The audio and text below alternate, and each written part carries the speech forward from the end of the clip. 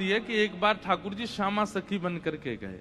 नीचे लहंगा पहनो है, ऊपर चुनरी पहनी, बिल्कुल यहाँ तक पूरी चुनरी लगा ली है, हाथन में बढ़िया चूड़ी पहनी है, कानन में कुंडल पहने हैं, क्षुद्र घंटे का यशोदा मैया ने पहनाई, वहां में छोटी छोटी घंटी लग रही हैं, वह कौंधनी बना करके कमर में पहनी है, पामन में पाजेब पहनी। ठाकुर जी गए श्यामा सखी बन करके किशोरी जी के पास।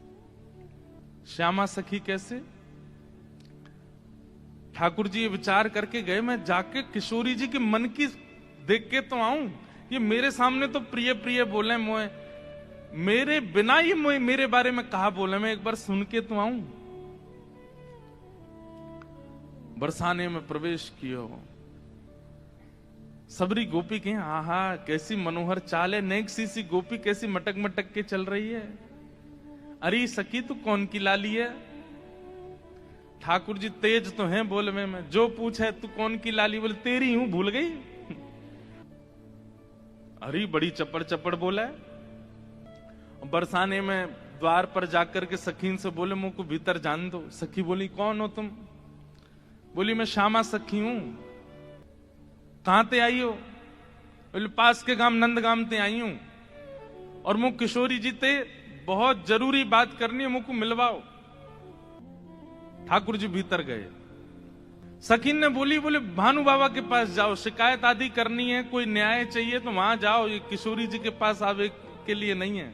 बोले नहीं हम तो किशोरी जी से ही बात करेंगी, ऐसी बात है कि मैं वृषभानु जी से ना कह सकूं। सखीन ने जाकर के भीतर किशोरी जी से कही, हे लाडली जो, बाहर एक गोपी ठाड़ी है और यूं कह रही है कि वह को आपसे ही बात करनी है और आपसे बात करके कछु न्याय करानो है। किशोरी जी बोली अच्छा बुलाओ भीतर।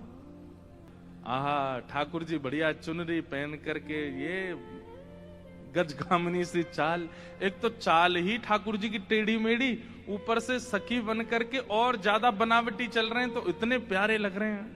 किशोरी जी सिंहासन पर विराज रही हैं और श्याम सुंदर भीतर आ रहे हैं। सब लोग ध्यान से सुनियो। जैसे ही द्वार से भीतर आनो भयो, किशोरी जी तो कहें अरे सखी या की चाल तो देख कितनी बढ़िया है। ललिता विशाखा बोली हाँ चाल तो बढ़िया है।